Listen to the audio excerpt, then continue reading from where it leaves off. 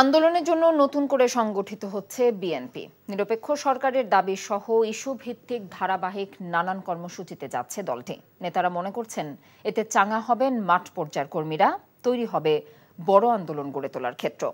নেতাকর্মীদের নির্যাতন, নিপীড়ন আর জেল দিয়ে আন্দোলন দমন করা যাবে না বলেও মনে করেন বিএনপির সিনিয়র নেতারা। ইমরুল হাসানের রিপোর্ট। দ্বাদশ জাতীয় সংসদ নির্বাচনের পর গেল 4 মাসে জোরালো কোনো কর্মসূচি নিয়ে মাঠে দেখা যায়নি বিএনপিকে। উপজেলা নির্বাচন থেকে দূরে আছে তারা। এমন পরিস্থিতিতে কর্মীদের উজ্জীবিত রাখতে রাজপথের রাজনীতিতে ফের তৎপর হচ্ছে বিএনপি। দলের নেতারা বলছেন ইস্যুভিত্তিক কর্মসূচি থেকে ধীরে ধীরে বাড়ানো হবে আন্দোলনের গতি। লক্ষ্য নিরপেক্ষ সরকারের অধীনে নির্বাচন আদায় করা।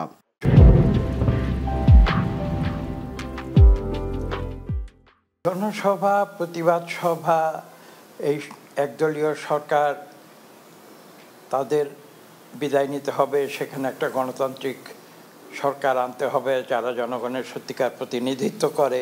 কাজে আমাদের আন্দোলন চলবে যতক্ষণ পর্যন্ত না মানুষের গণতন্ত্রের যে আকাঙ্ক্ষা সেই আকাঙ্ক্ষা পূর্ণ হয়। সেটা যে ফরম্যাটেই হোক, যে প্রকৃতিতে হোক, যে স্থানে হোক, রাজধানীতে হোক, বিভাগীয় পর্যায়ে হোক, জেলা পর্যায়ে হোক, আন্দোলনেই আমরা আছি।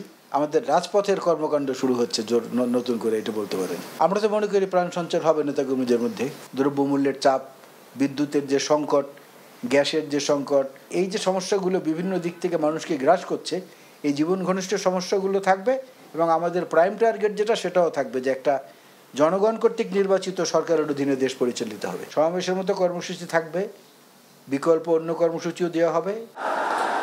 28শে অক্টোবরের মহাসমাবেশ পণ্ডের পর সুনির্দিষ্ট দিক নির্দেশনার অভাব ছিল এমন আলোচনা আছে খোদ দলের ভিতরেই। তবে অতীতের ভুল এবার শুধরাতে চায় বিএনপি।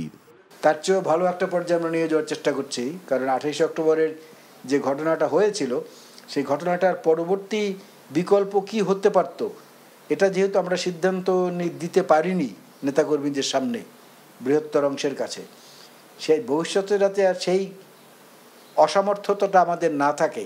পুরনো মামলায় নেতাদের সাজা আর হাজার হাজার মামলার বোঝা আন্দোলনে কোনো প্রভাব ফেলবে না বলে মনে করছেন দলটির নেতারা।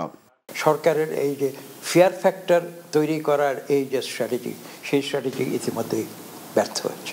এগুলো করে গণতন্ত্রকামী মানুষের যে আকাঙ্ক্ষা, সেই আকাঙ্ক্ষাকে কোনোদিন রুদ্ধ করা যায় না এবং তারই ফলশ্রুতিতে আপনারা দেখবেন আমরা শুরু করছি। প্রতিদিন আমাদের 10 জন, 15 জন, 20 জন করে কোর্টে যাচ্ছে এবং তারা জেলে যাচ্ছে নিজেরা স্বেচ্ছায়। যে কর্মীরা স্বেচ্ছায় জেলে যায়, গুলির মুখে যায়, সেই কর্মীদের, সেই দলকে কি কেউ ইচ্ছা করলেই দমাইতে পারে? কাজে বিএনপিকে দমানোর, বিএনপিকে যত দমাইতে চাবে আওয়ামী লীগ, বিএনপি তত সামনের দিকে বাড়বে। আন্দোলনের পাশাপাশি দল পুনর্গঠনের কাজও চলবে বলে জানান বিএনপি নেতারা। অনতিবিলম্বে। Imrul Hasan, NTV news, Dhaka.